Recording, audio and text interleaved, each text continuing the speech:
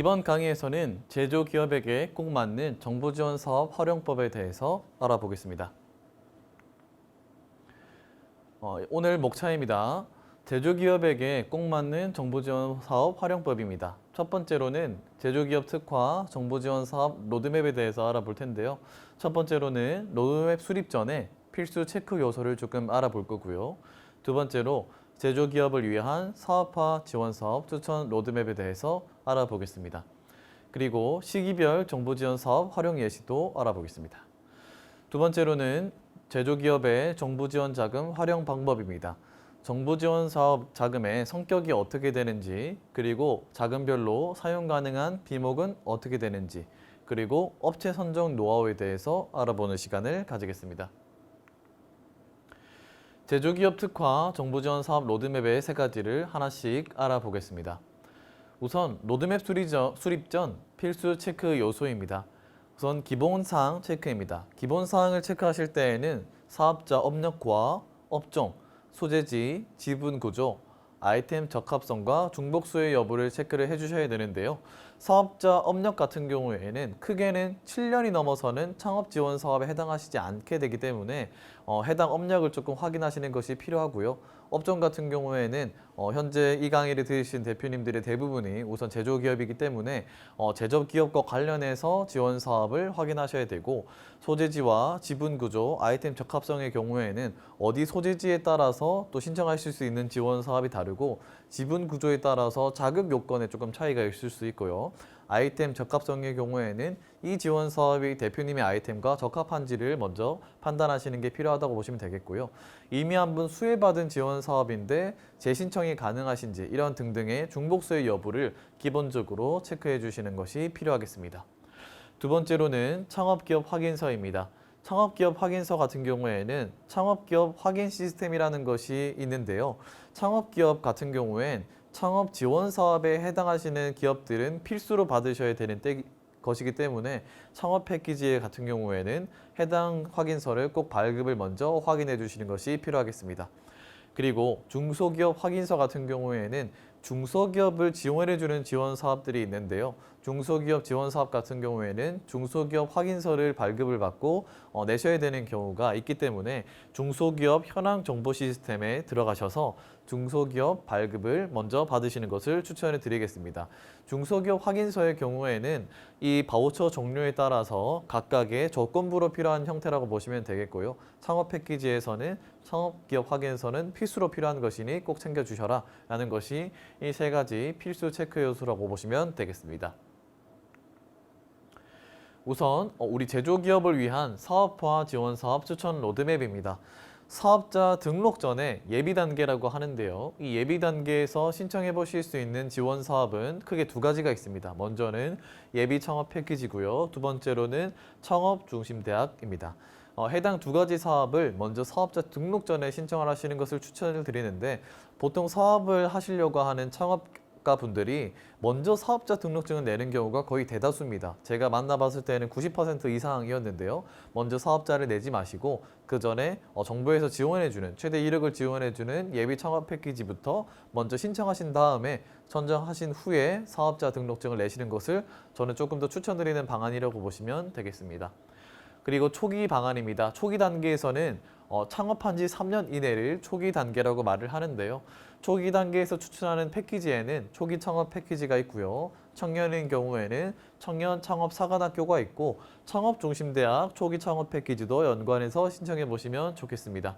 그리고 재도전 패키지와 디딤돌 사업이 있는데 이렇게 초기 단계에 조금 신청해 보시는 것을 추천을 드리겠고요. 도약 단계 같은 경우에는 창업한 지 3년 이상 그리고 7년 미만의 기업이 신청해 보실 수 있습니다. 창업도약 패키지의 경우에는 최대 3억을 현재 지원해 주고 있고요. 창업중심대학 도약 패키지 같은 경우에도 동일하게 최대 3억을 지원해 주고 있습니다. 근데 여기에서의 체크할 포인트는 이 초기 창업 패키지와 청년 창업 사관학교, 그 다음에 창업중심대학 초기 단계 같은 경우에는 중복수에는 불가하니 3개 중에서 하나만 선택하셔서 지원을 받으실 수가 있겠고요.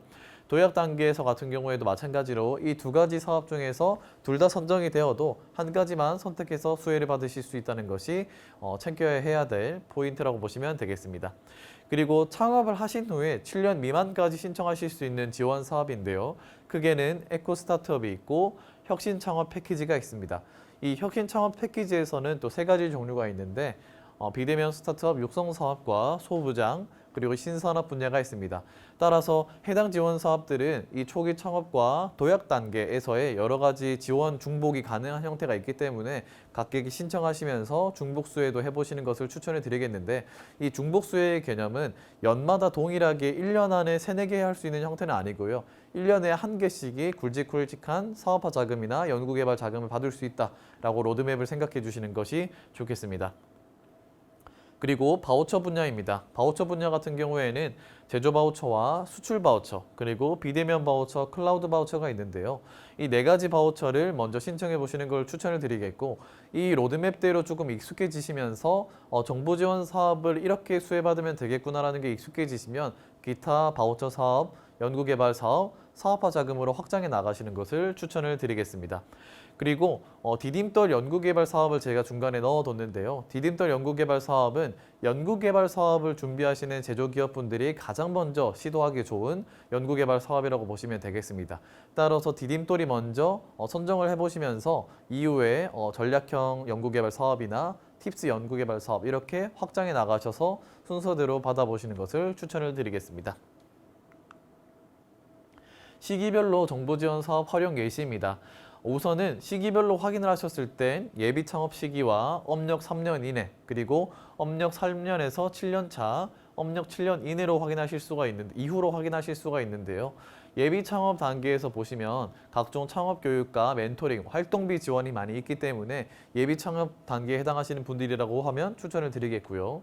그리고 업력 3년 이내에는 초기의 사업화 자금이라든지 설립 공간, 기술적이나 경영적 멘토링 지원을 하는 지원 사업들이 많이 오픈이 되어 있다고 보시면 되겠고, 업력 3년에서 7년 이내에는 추가적으로 연구개발이 필요하다거나 판로 확보가 좀 필요하다거나 성장을 위한 다각적 지원이 필요할 때 각종 지원 사업들이 지원이 된다고 보시면 되겠습니다.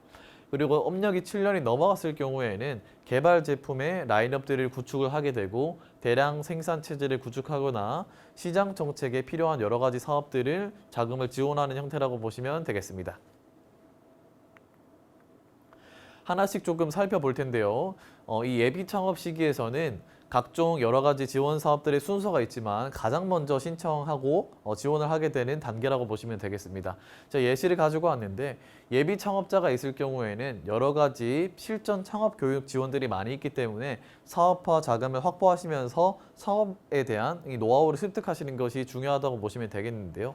먼저 아이디어들을 확보를 하실 때 공공기술 이전이라고 하는 개념도 있습니다. 먼저 내가 좋은 기술을 이전받는 개념도 있으니까, 또는 자체 개발하는 개념도 있습니다. 그래서 기술을 내가 좋은 기술을 가져오시거나 또는 내가 기술을 개발하거나 이 2가지 형태로 아이디어를 확보를 해주시고요. 그 이후에 이 개발한 아이디어를 통해서 창업 지원 사업에 신청해 보시면 되겠습니다. 제가 로드맵에서 알려드렸던 것처럼 예비 창업 패키지를 신청해 보시는 것을 추천을 드리겠고요. 2가지 방안으로 이제 지원을 해보시면 좋겠는데, 첫 번째로는 사업화 자금을 확보하셔서 각종 활동비나 인건비, 그리고 시제품 제작 지원비들을 자금을 조달해 보시고요. 2번째로는 창업과 경영 분야의 여러 가지 기업가들의 멘토링을 지원을 받으시면서 기업 창업이라든지 그리고 창업 진행에 대한 노하우를 습득해 나가시면 되겠습니다. 그리고 사업화 초기입니다. 업력 3년 이내의 단계가 사업화 초기의 단계에 해당하는데, 시제품 제작, 창업 노하우 습득과 창업 공간에 대한 지원을 받은 후에 창업이 진행되는 것이 좋습니다. 창업 이후에 사업화를 위한 활동비, 멘토링, 자금 지원, R&D 사업을 통해서 연구개발 및 사업화 자금을 확보해 나가시는 것인데요. 이제 창업을 하게 되면 창업 공간을 확보해 주셔야 됩니다. 먼저 자비로 사무실 공간을 확보하시는 것도 가능하지만 정부에서도 창업보육센터와 창조경제혁신센터, 그리고 코리아 스타트업 센터, 각종 글로벌 비즈니스 센터를 통해서 이 확보되어 있는 창업 공간을 지원을 해주고 있습니다. 그래서 이 창업 공간을 확보하시면서 기업을 설립해 주시고요. 이 기업을 설립한 이후에는 인건비나 장비, 원재료 구입비 등을 초기 창업 패키지와 제조 바우처, 수출 바우처 등을 통해서 확보를 해주시고 R&D 사업 진행을 하실 때에는 기술 이전이나 연구소, 연구개발 사업을 통해서 이 자금들을 지원을 받으시면 되겠고 기타 이제 스케일업이 필요할 때는 투자나 융자를 받아야 될 측면이 있는데요. 기업 기반의 자금을 확보해 두시면서 정부에서 투자하는 투자 매칭 펀드라는 게 있습니다. 이것을 엔젤 매칭 펀드라고 하는데요. 엔젤 매칭 펀드를 통해서 자금도 투자 자금도 확보해 보시고 연구소 기업을 우대하는 보증도 여러 가지 상품들이 있으니까 해당 자금들을 통해서 스케일업에 필요한 자금들을 조달해 나가시면 되겠습니다. 그리고 기업을 설립하셔서 이제 3년이 넘으시고 7년 이내의 기업 같은 경우에는 초기 아이템을 통해서 이제는 국내 매출이 발생을 하셨을 겁니다. 그러면 사업 확장을 위해서 추가적으로 R&D 사업과 수출 전략 구축을 지원해 주는 것이 해당 단계에 해당하는데요. 매출 발생을 이후에는 사업의 확장이 필요한 단계라고 보시면 되겠고요. 추가적으로 연구 개발이 필요하고 판로를 확보하고 수출을 위한 제품 관련된 시장 그리고 정책 정보와 미래 시장 변화에 대한 정보들이 필요한 시점이라고 보시면 되겠습니다. 크게 두 가지로 체크해 주실 것은 R&D와 그 다음에 사업화 지원인데요. 이걸 합쳐서 R&D 사업 진행이라고 생각해 주시면 되겠는데 판로 개척과 인증, 그 다음에 해외 시장 진출 전략을 지원해 주고 있다고 보시면 되겠습니다. 해당 지원 사업 같은 경우에는 가장 이제 대표님들께서 조금 트라이 해보셨으면 좋겠는 것은 창업도의 패키지고요. 그 이후에 팁스라든지 포스트 팁스 그리고 연구소 기업을 성장을 지원해 준다거나 기술 지주 회사, 자회사를 설립할 때 R&D를 지원해 주는 사업들이 있습니다. 그래서 먼저는 사업화 자금을 신청해 보시고 사업화 자금에 익숙해지시고 여러 가지 각종 기술 개발들이 이루어지면 R&D 사업까지 진출해 보시는 것을 추천을 드리겠고요. 수출 지원 같은 경우에는 수출 전략을 구사를 이제 하시는 형태인데 BM을 수립하시고 컨설팅을 하시고 그 다음에 바이어가 매칭이 되는 형태라고 보시면 되겠고요. 이 해외에 이제 진출하시기 위해서는 각종 인증이 필요한데 이런 것들이 인증을 확보하는 지원 사업들이 정부에서 많이 지원을 해주고 있으니까 체크해 주시면 좋겠습니다. 스타트업 해외 진출 바우처들이 많이 있는데 그 중에서 대표적으로 알려드렸던 것이 제 수출 바우처라고도 보시면 되겠고요. 글로벌 엑셀레이팅 활성화 지원 사업과 신시장 진출 지원을 위한 자금도 많이 지원을 해주고 있으니까 해당 부분으로 체크를 해주셔서 지원을 받으시면 되겠습니다. 그러면 제조기업의 정부 지원 자금 활용 방법에 대해서 조금 알려드리도록 하겠습니다. 해당 방법에 대해서는 정부 지원 자금의 성격, 그리고 자금별 사용 가능 비목, 업체 선정 노하우에 대해서 순차적으로 알려드리도록 하겠습니다. 우선 첫 번째로는 정부 지원 자금은 현금이 아닙니다. 정부 지원 자금은 주간기간에 사업비를 신청을 하고 승인을 하게 되면 사업비를 지급받아서 사용하는 방식이라고 보시면 되겠는데요. 따라서 정부 지원금을 현금이라고 생각하시고 사용하시는 분들 같은 경우에는 초반에 당황하시는 경우가 많습니다. 그 이유는 왜냐하면 현금이라고 하는 것은 즉시 사용할 수 있는 형태지만 정부 지원 자금은 승인을 통해서 사용하시는 형태이기 때문에 즉시 사용하시는 것은 보통 어렵습니다. 자금이라고 하는 것이 대표님들의 계획대로 조금 사용되어져야 되는 부분이 있는데 혹시나 승인이 반려되어서 일주일, 2주일 딜레이되는 형태가 된다고 하면 본래 세우셨던 자본의 어떤 계획이나 자금 계획이 딜레이 되실 수가 있기 때문에 해당 부분에 유념하셔서 정부 지원 자금은 한 달에서 두 달 정도 넉넉하게 텀을 두시고 사용하시는 것이 좋은데요. 이 정부 지원 자금은 주간기간이라고 하는 개념이 있고 창업기업이라는 개념이 있습니다. 대부분의 대표님들은 이 창업기업에 해당하시는 형태라고 보시면 되겠고요. 이 창업기업이 주간기간에 사업비를 신청하시게 되는 형태고 이 사업비를 신청할 때 각종 서류와 내가 왜 이 자금을 사용하게 되는지에 대한 설득이 필요한 과정이라고 보시면 되겠고요. 이걸 통해서 서류가 승인이 되게 되면 사업비를 지급을 받으시게 되고 이 지급받으신 어떤 결과에 대해서는 다시 보고를 해야 되는 형태가 정부 지원 사업금에 이용하는 방식이라고 보시면 되겠습니다. 따라서 현금이 아니라 현금성 자산에 가까운 형태가 정부 지원 자금이다라고 보시고 사용하시게 되면 훨씬 더 융통성 있게 사용하실 수 있게 된다라고 보시면 좋겠습니다. 정부 지원 자금은 크게 두 가지 방법으로 사용이 가능한데요. 먼저는 사업비 전용 카드라고 하는 개념이 있고요. 두 번째로는 전자세금 계산서라고 하는 것을 통해서 사용이 가능하십니다. 사업비 전용 카드는 보통 대표님들이 정부 지원 사업에 합격을 하게 되셨을 때 협약을 진행을 하시게 되는데요. 이 협약을 할 때에는 사업비 카드를 만들게 되어 있습니다. 그럼 주간기간 안내에 따라서 사업비 카드를 만들게 되시고요. 각종 품목을 구매하실 때 이 사업비 전용 카드를 통해서 구매하실 수 있다고 보시면 되겠습니다. 이 사업비 전용 카드를 사용하실 때에는 공급가액에 한해서 승인이 신청이 가능하시고요. 사업비 카드를 사용하실 때 유념하셔야 될 사항은 개인적인 용도로 사용하셔서는 안 된다는 것입니다. 따라서 개인 또는 법인카드로 사용하시는 것은 안 되시고요. 오로지 주간기관에서 발급을 허용한 그 카드로만 사용을 하셔야 정부지원금 사용 용도로 인정이 된다는 것이 주요 유념할 포인트입니다. 두 번째 사용 방법인 전자세금 계산서입니다.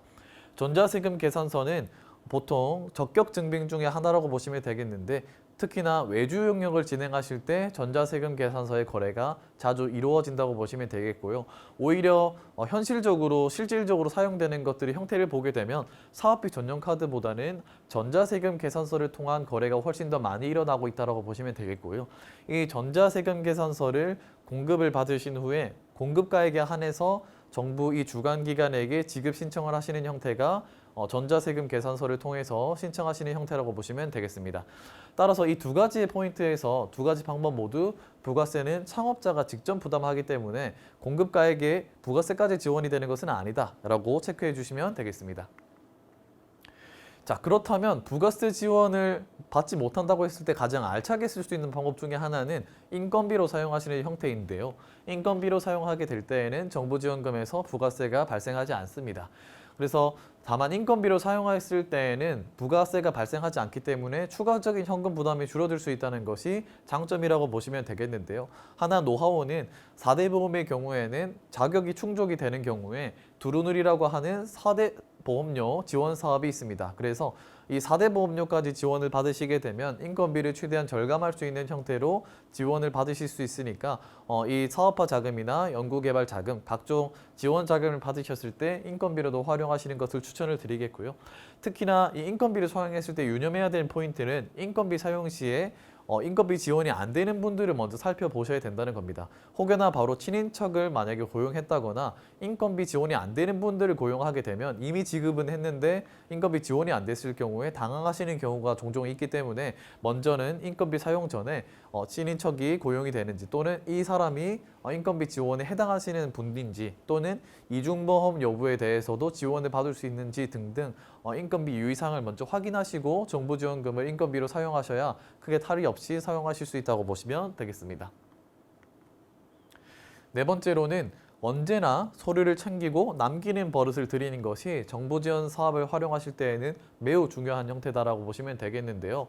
성공적인 사업 수행과 사업비 사용을 위해서는 업체를 만날 때마다 필요한 서류를 챙기는 것이 매우 중요합니다. 따라서 서류를 드리는 것이 좋은데 업체를 만날 때에는 여러 가지 서류들이 필요하게 됩니다. 예를 들면 그 업체의 사업자 등록증도 필요할 것이고요. 미팅을 하게 되면 그 미팅한 순간에 여러 가지 미팅록이나 미팅 사진도 남겨주시는 것이 좋고 거래를 하게 됐다면 왜 그 품목을 거래하게 됐는지 그리고 시제품의 제작을 지원해주게 되는 사업이라고 한다면 이 미팅과 이 거래가 이 시제품 제작에는 어떤 연관이 있는지에 대해서 미리 구상하시고 생각하신 후에 서류를 남겨주시는 것이 좋고요. 그 다음에 품목을 구매했을 경우에는 품목 같은 경우에 관리할 때 그 기간이 있습니다. 예를 들면 이 품목을 구매했을 때에는 5년 정도 관리를 해야 한다라는 등등의 각종 정부 지원 사업의 규제가 있기 때문에 그 규정에 맞추어서 먼저 사용을 해주시는 것을 추천을 드리겠고요. 물품을 사용하게 됐을 경우에나 구매하게 됐을 경우에는 이 물품을 어디서 구매했고 어떤 가격이 구매했는지 그 다음에 그것을 구매한 이유는 무엇이고 사진에 대해서도 남겨주시는 형태로 각각의 모든 형태의 서류를 남겨주셔야 나중에 사후 관리가 들어올 때에도 탈의 없게 사용하실 수가 있다고 보시면 되겠고요. 서류를 남기는 연습을 하시는 것이 매우 중요한데 서류를 남기는 연습 같은 경우에는 보통 미팅을 하실 때에도 미팅록을 바로 작성을 해주시거나 또는 미팅 기록을 녹음을 해주시거나 하는 형태로 계속적으로 남겨주시는 연습을 해주셔야 되고 만났을 때에는 업체의 이 리스트, 서류를 만났을 때 어떤 리스트를 요청할 것인지에 대해서 미리 정리하고 가셔야 누락 없이 챙기실 수 있다고 보시면 되겠습니다. 사업화 자금의 사용처에 대해서 조금 알려드리도록 하겠습니다. 사업화 자금의 사용처는 먼저 재료비가 있고 외주용역비가 있고 기계장치비, 특허권, 인건비, 지급수수료, 여비, 교육훈련비, 광고 선전비가 있는데 조금 하나씩 설명드려 보겠습니다. 우선 사업화 자금 같은 경우에는 가장 자유롭게 쓸 수 있는 돈 중에 하나이기 때문에 사용처에 대해서 궁금해하시는 분들이 굉장히 많으신데요. 비목이 굉장히 다양한데 첫 번째로는 재료비입니다. 사업화 자금 같은 경우에 시제품 제작을 지원해주고 있는데 사업계획서상의 사업화를 위해서 소요되는 재료나 원료, 데이터들을 구매하는 비용으로 사용하실 수 있고요. 특히나 이 재료비를 사용하실 때에는 사업계획서상에 이 제품을 만들기 위해서 구매하는 비용이다라고 하는 것이 증빙이 되는 것이 중요하기 때문에 그 부분을 신경 쓰셔서 이용해 주시면 좋겠습니다. 그리고 외주 영역비 같은 경우에는 창업기업이 자체적으로 시제품 제작을 완성할 수 없는 경우에는 일부 공정에 대해서 외부 업체에 의뢰하고 제작하고 이에 대한 대가를 지급하는 형태입니다. 여기서의 체크해야 될 포인트는 외주 영역비는 부가세 지원이 되지 않기 때문에 부가세 지원이 안 된다는 부분을 먼저 체크하셔서 외주 영역을 의뢰하시는 형태로 자금 계획을 세워주시는 것이 좋습니다. 그리고 기계장치비인데요. 기계장치비로는 공구와 가구, 비품 등을 활용하실 수 있고 사업화에 위해 필요한 일단 회수라든지 그리고 반영구적으로 사용이 가능한 설비나 비품을 구매하는 비용으로 사용하실 수가 있습니다. 그리고 특허권이나 무형자산을 취득하실 수 있는 비용으로도 이 사업화 자금을 활용하실 수가 있는데요. 사업계획서상의 창업 아이템과 직접적으로 관련 있는 것이 중요하고요. 지식재산권을 출원하거나 등록하는 비용으로도 활용하실 수 있기 때문에 제가 1강에서 이 지식재산권이 되게 중요하다고 말씀을 드렸는데 이 사업화 자금을 선정해 받으셨을 때에는 특허를 취득하는 비용으로도 활용하시는 것을 추천을 드리겠습니다. 그리고 인건비입니다. 인건비도 가장 인기 있는 사용처 중에 하나라고 보시면 되겠는데요. 창업기업의 소속 직원이 시제품 제작에 직접 참여하는 경우 과제 참여율에 따라서 지급하는 급여라고 보시면 되겠는데요. 대표님들이 많이 물어보시는 질문 중에 하나가 사업화 자금에 지원을 받았을 때 대표자도 지원을 받을 수 있느냐라는 질문을 해주시는데 대표자 급여로는 사용이 불가능하니 이 부분을 체크해 주시면 되겠습니다. 그리고 대표자와 특수관계인, 민법에 친족관계인 자는 인건비 지급이 불가하니까 이 부분도 체크하셔서 인건비를 수행해 주시는 것을 추천을 드리겠습니다. 그리고 지급수수료인데요. 지급수수료는 사업화를 위해서 거래를 수행하는 대가로 요구하는 비용이라고 보시면 되겠습니다. 기술 이전이나 학회 그리고 세미나 참여비로도 사용하실 수 있고요. 특히나 제조기업 같은 경우에는 박람회나 전시회에 참여하는 경우가 많은데 그 전시회와 박람회 참여하는 비용으로도 사용하실 수 있고 시험과 인증하는 비용으로 사용하실 수도 있고요. 각종 멘토링 그리고 기자재 임차비 해외 엑셀레이터 보육 참가비 등 제조기업이 활용하실 수 있는 가장 큰 비목 중에 하나도 지급수수료가 있다고 보시면 될 테니까 사용하실 때에는 지급수수료가 이것이 사용 가능한지 먼저 주관기관 매니저와 소통하신 다음에 사용을 하시게 되시면 훨씬 더 자유롭게 융통성 있게 사용하실 수 있다고 보시면 되겠습니다. 그리고 여비입니다. 여비 같은 경우에는 창업기업이 소재지를 벗어나서 타 지역과 타 국가로 출장 등의 사유로 발생하는 비용에 사용하실 수 있고요. 보통은 교통여비로 많이 사용하시는 형태가 여비의 어떤 비목이라고 보시면 되겠습니다. 그리고 교육훈련비입니다. 교육훈련비는 창업기업의 임직원이 사업화를 위해서 기술이나 경영교육 등의 어떤 이수시 집행하는 비용으로 사용하실 수 있는 비용으로 보시면 될 것 같고요. 광고 선전비 경우에는 창업기업의 제품과 기업을 홍보하기 위해서 홈페이지를 제작하신다거나 홍보 영상이나 홍보물을 제작하신다거나 아니면 포장의 디자인이 필요하다거나 일간지에 광고를 게재한다거나 기타 마케팅에 소요하는 비용들로 광고비들을 쓰실 수 있기 때문에 광고 선전비도 사업화 자금 중에서 자주 사용하시는 비용 중에 하나라고 보시면 되겠습니다. 연구개발 자금 사용처입니다. 연구개발 자금은 보통은 연구개발하는 비용으로만 사용하실 수 있다고 이해하시면 가장 좋은데요. 그 중에서도 인건비로 가장 80% 정도가 사용하실 수 있는 자금이라고 보시면 되겠는데 인건비는 내부 인건비가 있고 외부 인건비가 있습니다. 내부 인건비는 우리가 직접적으로 고용한 인건비라고 이해하시면 되고요. 외부 인건비는 외부의 연구개발을 의뢰하게 돼서 발생하게 되는 인건비라고 보시면 되겠습니다. 그리고 직접비에는 연구 장비비와 재료비, 그리고 연구 활동비, 연구 수당이 있는데 연구 장비를 구매하기에 되시는 비용이라든지 또는 연구 재료가 필요하다거나 연구 활동을 할 때 필요한 비용이 있으실 테고요. 또는 연구 수당을 줘서 관리해야 되거나 연구 개발을 해야 되는 비용이 직접비에 해당한다고 보시면 되겠습니다. 그리고 간접비입니다. 간접비 같은 경우에는 지원 인력의 인건비로 사용하실 수 있는 형태고요. 연구를 지원하는 비용으로 사용하신다거나 성과를 활용하는 지원비로 활용하실 수 있는 것이 간접비의 형태라고 보시면 되겠고요. 위탁을 사용하게 되시는 형태, 위탁을 의뢰해서 하게 되시는 형태에는 위탁 연구비로 사용하실 수 있는 것이 연구개발 자금이라고 보시면 되겠습니다. 그래서 여기서의 한 가지 노하우는 연구개발 자금은 대부분 보시면 연구비 그리고 연구원 인건비로 사용할 수 있는 형태이기 때문에 연구개발 자금은 연구원 수가 얼마가 되는지도 주요한 평가 지표 중에 하나라고 보시면 되겠습니다. 만약 우리가 수혜받고자 하는 연구개발 자금의 규모가 10억인데 연구원이 한 명이다라고 하게 되면 그러면 연구원 인건비로 대부분 쓸 수 있는데 한 명이 어떻게 10억을 쓰지라고 하는 형태가 될 수 있기 때문에 보통 연구개발 자금의 사업에 신청하실 때에는 연구소의 인력을 충분히 충원하신 다음에 신청을 해보시면 조금 더 선정 확률을 높이실 수 있다고 보시면 되겠습니다. 네, 이제 바우처 자금 사용처인데요. 바우처 자금의 경우에는 보통은 비목이 각각 바우처마다 다르기 때문에 하나하나 조금 설명을 드릴 예정입니다. 바우처 자금 사용처에 대해서는 가장 먼저 제조 바우처를 좀 설명을 드릴 텐데요. 이 제조 바우처 같은 경우에는 중소기업 혁신 바우처 플랫폼이라고 하는 플랫폼에서 각종 신청이 공고가 되고 사용을 하실 수 있는 형태라고 보시면 되겠습니다. 해당 사이트를 보시면 중소기업 혁신 바우처 플랫폼의 홈페이지를 확인하실 수가 있고요. 메뉴판과 사업 신청, 수행기간, 커뮤니티 등으로 이루어진 것을 보실 수가 있는데 사업을 신청하실 때에는 상단의 카테고리에 사업 신청을 클릭해서 신청을 해주시고요. 이 선정이 됐을 경우에는 메뉴판을 클릭하셔서 서비스를 이용할 수 있는 방식이라고 보시면 되겠습니다. 메뉴판에 들어가시게 되면 컨설팅, 기술 지원, 마케팅, 그리고 컨설팅이 분야에 탄소 분야, 기술 지원 분야의 탄소 분야가 있는데 제조 바우처에는 탄소 제조 바우처도 있기 때문에 탄소 바우처에 해당할 경우에는 이 탄소 관련된 컨설팅과 기술 지원을 확인하셔서 서비스를 이용하시면 되겠습니다.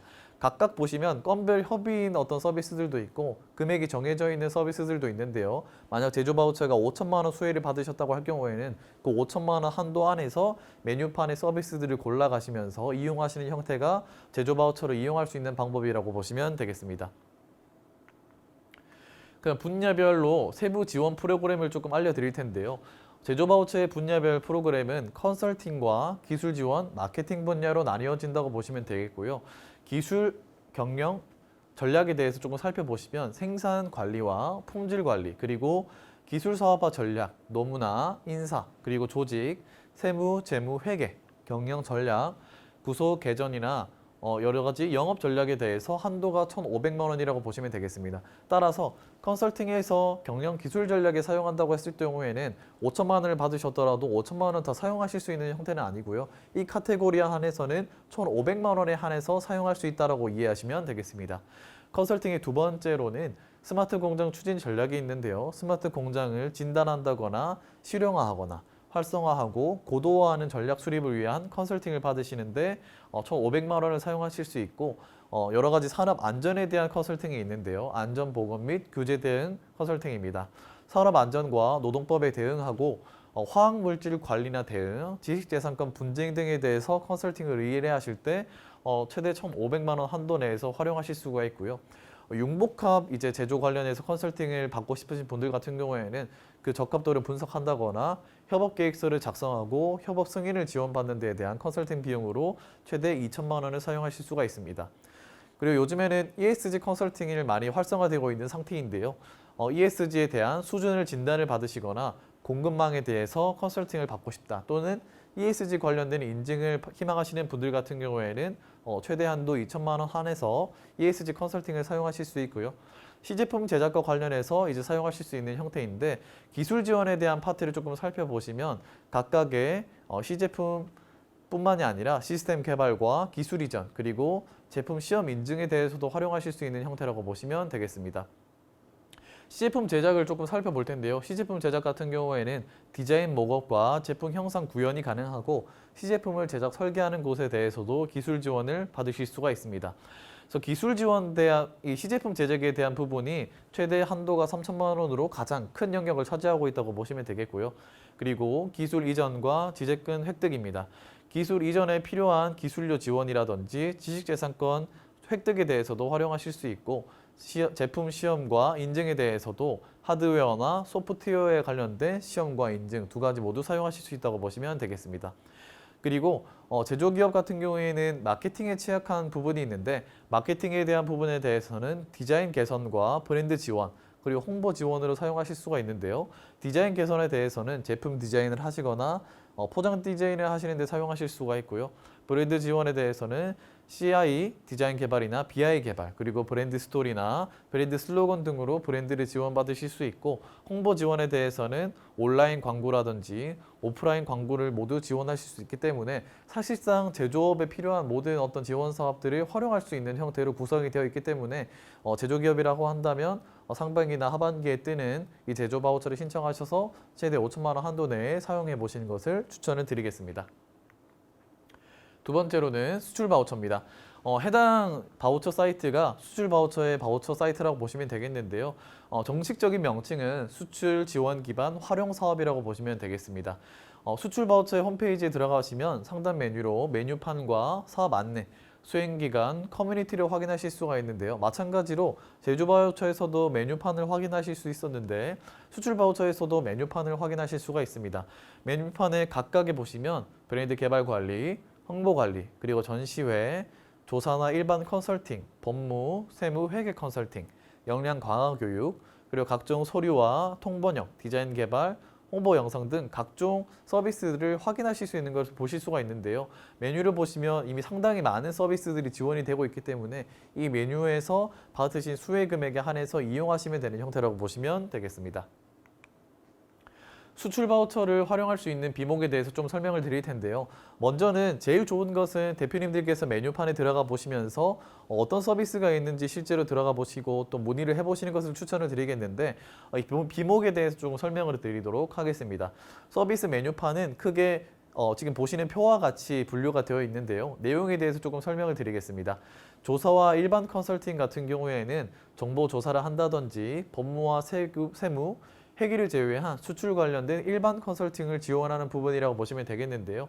내용 예시를 좀 살펴드리면 해외 진출 전략을 조금 하려고 하는데요. 이 부분에 대한 컨설팅이 필요합니다. 또는 해외 시장 조사나 소비자 리서치를 희망합니다라고 할 경우에는 일반 컨설팅을 이용하시면 되겠고요. 통번역 같은 경우에는 수출을 위한 기업의 활동에 필요한 외국어 통번역 서비스를 지원해주는 서비스입니다. 그래서 계약이나 법률 문서를 검토한다거나 비즈니스 문서의 통번역 유사 서비스를 이용하실 때에는 해당 서비스를 이용해 주시면 되겠고요. 역량 강화 교육 같은 경우에는 수출 역량을 강화하기 위한 교육과 어떤 지원들이 이루어지는 형태라고 보시면 되겠습니다. 그래서 무역 실무, 글로벌 마케터 양성 등 수출 역량에 필요한 서비스들을 이용하실 수가 있고요. 특허와 지재권 관련해서는 취득과 해당 분야의 전문 서비스를 지원을 받으실 수가 있습니다. 해외 상표라든지 해외 특허, 실용신안, 그리고 해외 지재권 출원에 대해서 활용을 하실 수가 있고요. 서류 대행과 현지 등록에 대해서는 수출을 하실 때 무역을 하시면서 현실 진출에 관련된 서류들이 많이 발생을 하게 됩니다. 이 서류 작성의 대행이라든지 현지의 등록, 서비스를 지원해 주는 것이고요. 계약서를 작성을 한다거나 FTA 원산지 관련된 작성, 결제 관련된 서류로도 활용하실 수 있다고 보시면 되겠습니다. 홍보 광고 관련해서는 기업과 제품, 브랜드의 해외 마케팅을 홍보하고 광고할 수 있는 서비스라고 보시면 되겠는데요. 광고나 매체를 활용해서 관련되어 있는 서비스를 이용하실 수 있다고 보시면 되겠고요. 브랜드 개발 관리로 활용하실 수 있는데 수출하는 브랜드가 있다고 하시면 그 브랜드에 대한 개발과 관리를 사용하실 수가 있습니다. 그래서 그 수출하는 브랜드의 진단과 관리도 도움을 받으실 수가 있고요. 수출하는 신규 브랜드에 대한 런칭과 전략에 대한 컨설팅을 받으실 수가 있겠습니다. 그리고 전시회, 행사, 해외 영업 지원인데요. 수출 관련된 행사 기획과 지원, 그리고 해외 영업 지원을 위한 서비스들을 받으실 수가 있고요. 국내에 개최되는 국제 전시회를 참여를 하신다거나 현지의 바이어들을 매칭하는 상담을 받으실 수가 있습니다. 법무나 세무 회계 컨설팅 같은 경우에는 해외 진출하실 때에는 법무나 세무 회계 컨설팅들이 필요하실 텐데요. 이 부분에 대해서 수출 목적의 여러 가지 컨설팅들의 서비스를 이용하실 수가 있습니다. 그리고 디자인 개발입니다. 디자인 개발 같은 경우에도 많이 이용하시는 서비스 중에 하나인데요. 해외 진출에 필요한 외국어 디자인 개발을 지원해주고 있고요. 외국어 카탈로그라든지 해외 온라인 쇼핑몰 상세 페이지 제작이 지원된다고 보시면 되겠습니다. 그리고 홍보 동영상입니다. 홍보 동영상은 해외 진출을 하시게 될 때 우리가 만든 품목에 대해서 이용하실 수 있는 그리고 홍보하실 수 있는 동영상들을 지원해주는 서비스인데요. 외국어 버전의 홍보 동영상을 만드는 데에도 사용하실 수 있다고 보시면 되겠습니다. 그리고 해외 규격 인증입니다. 해외 규격 인증을 취득을 위해서 시험과 심사, 인증 관련한 여러 가지 서비스들이 필요한데요. 그 서비스들에 대해서 전문적으로 취등록 전반 서비스를 이용하실 수가 있고요. 국제 운송 같은 경우에는 수출자가 직접 국제 운송비를 부담하게 되는데 이 국제 운송료나 보험료에 대해서도 지원을 받으실 수 있기 때문에 사실상 수출에 필요한 항목들에 대해서 전체적으로 이용하실 수 있는 것이 수출 바우처라고 보시면 되겠습니다. 특히나 수출 바우처는 수출에 대한 실적이 전혀 없어도 수출에 대한 품목이나 수출 의지가 있다면 신청할 수 있는 바우처라고 보시면 될 것 같아서 현재 수출을 조금 희망하시거나 좀 전략을 짜보고 수출 한번 해보고 싶다고 하시는 분들은 추천하는 바우처라고 보시면 되겠습니다. 다음으로는 비대면 바우처입니다. 비대면 바우처는 제조기업뿐만이 아니라 예비 창업가나 초기 창업가 모든 분들이 조금 부담 없이 한번 이용해 보기 좋은 바우처라고 보시면 되겠는데요. 비대면 바우처의 홈페이지를 보시면 비대면 서비스 바우처 플랫폼으로 이름이 되어 있는데요. 상단의 메뉴를 보시면 상품 검색, 사업 공고, 플랫폼 소개, 고객센터와 마이페이지 등으로 이루어져 있는 것을 보실 수가 있습니다. 사업 공고를 통해서 사업 신청을 하시게 되시고 선정이 되셨을 때에는 상품 검색이 들어가시면 되겠는데요. 앞전에 설명을 해드렸던 제조 바우처나 수출 바우처 같은 경우에는 메뉴판 형태였지만 현재 비대면 바우처는 상품 검색의 형태로 현재 이루어져 있다고 보시면 되겠습니다. 이 비대면 바우처를 활용하실 수 있는 것에 대해서 조금 알려드리면요. 화상회의로 활용하실 수가 있는데요. 기업 내 외부 간 회의를 하신다거나 영상 면접 등 온라인을 활용한 화상회의 서비스를 이용하실 때에 비대면 바우처를 통해서 무상으로 이용해 보실 수가 있게 되고요. 재택근무를 하실 때에는 보통 협업 툴을 많이 사용하게 됩니다. 그래서 협업 툴을 활용하실 때에는 기업 내 임원과 직원들이 사용하시게 되는 업무 파일 그리고 화면 공유 등 온라인 협업 클라우드 서비스가 많이 있는데요. 그 온라인 협업 클라우드 서비스를 이용하실 수 있도록 현재 지원해주고 있는 바우처라고 보시면 되겠습니다. 그리고 네트워크 보안 솔루션으로도 활용을 하실 수가 있는데요. 해킹을 방지한다거나 정보 보안을 위해서 사용해야 되는 온라인 보안 솔루션들도 이 비대면 바우처를 통해서 활용하실 수 있고 기존에 2022년도에는 없었는데 2023년도 새로 신설되어 있는 서비스는 뭐냐면 메타버스 사무실입니다. 이것이 추가적으로 새로 생긴 것이라고 보시면 되겠는데요. 기업 내의 임원과 직원들이 업무를 수행할 수 있는 사무 환경과 이용자 간의 상호작용이 가능한 교류, 수도 환경을 가상 공간으로 제공해주는 서비스라고 보시면 되겠습니다. 그래서 메타버스 사무실을 조금 이용해서 재택을 하시는 분들이 조금 활용할 수 있는 형태의 서비스라고 보시면 되겠고요. 메타버스 사무실도 도입하고자 하시는 분들이라고 한다면 비대면 바우처를 신청하시면 좋겠고요. 특히나 비대면 바우처는 거의 상시 공고가 떠 있는 형태도 많고 차수가 1차, 2차, 3차 이런 형태로 연이어서 오픈되는 경우도 많이 있기 때문에 비대면 바우처는 한번 신청하셔서 수혜받아 보시고 이용해 보시면 좋겠습니다. 네 번째로 클라우드 바우처입니다. 클라우드 바우처 같은 경우에는 클라우드 서비스 지원 포털로 들어가시면 확인하실 수가 있는데요. 상단 메뉴에 보시면 클라우드 서비스, 공급 기업과 수요 기업 서비스 검색으로 이루어져 있고요. 알림마당을 확인하실 수가 있습니다. 클라우드 바우처를 신청하실 때에는 이 알림마당을 통해서 신청을 해주시면 되겠고요. 이 서비스 검색을 통해서 이용하실 수 있는 클라우드 서비스를 확인하실 수가 있습니다. 그래서 보통 이제 제조 바우처나 수출 바우처가 메뉴판 형태로 이루어진다라고 숙지해 주시면 되겠고요.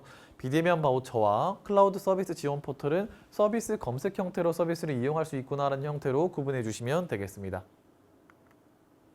클라우드 패키지 서비스 지원에 대해서 알려드리겠습니다. 클라우드 바우처 같은 경우에 컨설팅으로 먼저 이용하실 수 있는 것은 수요 기업의 업무 환경에 맞는 클라우드가 있을 겁니다. 그 클라우드 서비스를 추천받으시고 매칭할 수가 있게 되는 형태고요. 또 ERP 프로그램 같은 경우에는 제조 기반의 어떤 기업들이 많이 사용하게 되는데 ERP 프로그램으로 영업과 판매, 재무 관리 등으로 활용하실 수가 있고요. 메신더나 어떤 영상 회의를 이용하시는 제조기업 같은 경우에는 그룹웨어 서비스로도 클라우드 패키지를 사용하실 수가 있습니다. 그리고 보안 관련해서는 웹의 앞선 코드를 감지한다거나 해킹을 방지하는 것으로 보안 솔루션을 이용하실 수 있고요.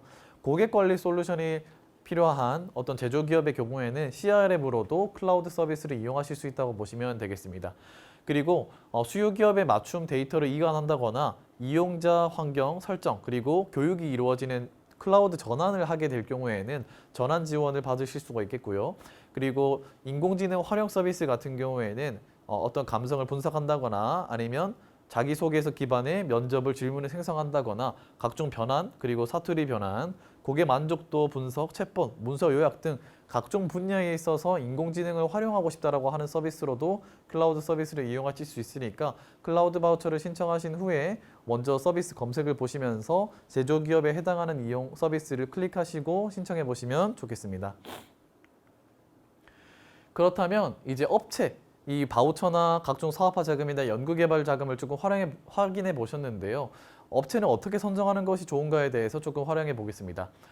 첫 번째로는 거래가 가능한 기업인지를 먼저 검토하셔야 됩니다. 우선 바우처 같은 경우에는 방금 보셨듯이 이 서비스 검색에 등록되어 있는 기업들은 거래가 가능하지만 사업화 자금이나 연구개발 자금 같은 경우에는 업체를 고르실 수도 있고 모르는 업체와 상담을 받아보실 수도 있는데요. 그때 체크해야 될 사항은 거래가 가능한 기업인지 확인하시는 건데 크게 두 가지를 먼저 체크해 주시는 것이 필요합니다.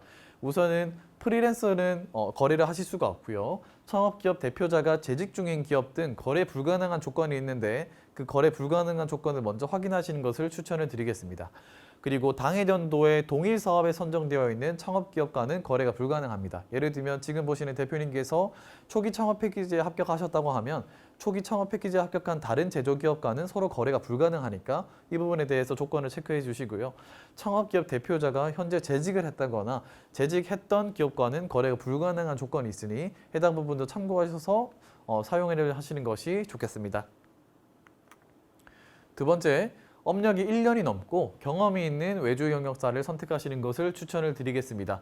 업력이 1년 미만인 경우에는 사업운영위원회라는 것을 거치게 됐을 때 사용이 까다롭다고 보시면 되겠는데요. 사업운영위원회라 함은 보통 사업화 자금을 1,000만 원 이상 사용하게 됐을 때에 바로 사용할 수 있는 형태가 아니라 사업운영위원회 승인을 거쳐야 됩니다. 그래서 이런 승인을 하게 될 때에는 업력이 일단 1년 넘는 곳으로 확인을 해주시는 것이 좋고요.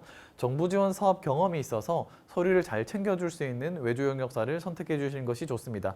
제가 오늘 바우처에 대한 설명을 조금 드렸는데요. 검증된 바우처 공급 기업사들을 조금 활용해 주시는 것이 좋고요. 그리고 페이퍼워크나 행정 업무를 잘 처리해 줄 수 있는 외주 경력자를 이용해 주시는 것이 좋겠습니다. 세 번째로는 외주 용역비를 처음에 사용하실 때에 100% 지급으로 생각하시는 분들이 있는데요. 외주 용역비는 보통 50%, 잔금 50%로 진행됩니다. 사업 비목으로 자주 사용되기 때문에 이 부분에 대해서 미리 잘 숙지해 주시는 것이 좋은데요. 용역이 종료된 이후에 일시납이 원래는 원칙이지만 그렇게 되면 외주 용역사가 초반에 받는 비용이 없기 때문에 보통은 선급금을 먼저 50% 지급하고 가압이 완료되면 잔금을 50% 지급하는 형태로 이루어집니다. 따라서 선급이 100%가 아님을 유의하셔서 업체와 미팅을 하시는 것을 추천을 드리겠고요. 선급금은 계약금의 50%를 추가해서 집행하시는 것이 불가능하니까 이 부분을 체크해 주시고 선급금 같은 경우에는 500만 원이 넘게 되면 추가 서류가 발생합니다. 이 추가 서류는 선급금, 보증보험, 증권입니다. 그래서 이 미팅을 하게 되실 때 이게 지금 외주 용역 비용이 선급금이 500만 원이 넘을 것 같은데 선급금, 보증보험, 증권이 발급이 가능한가요? 라는 것도 물어보신 후에 거래를 하시는 것이 좋겠습니다. 네. 이제 맨 땅에 창업하는 시대는 끝이 났습니다. 무작정 내 돈을 가지고 창업하는 시대도 끝이 났습니다. 정부 지원 사업을 통해서 대표님의 생각을 사업으로 만들고 성장시켜 보셨으면 좋겠습니다. 이상으로 강의를 마치겠습니다. 감사합니다.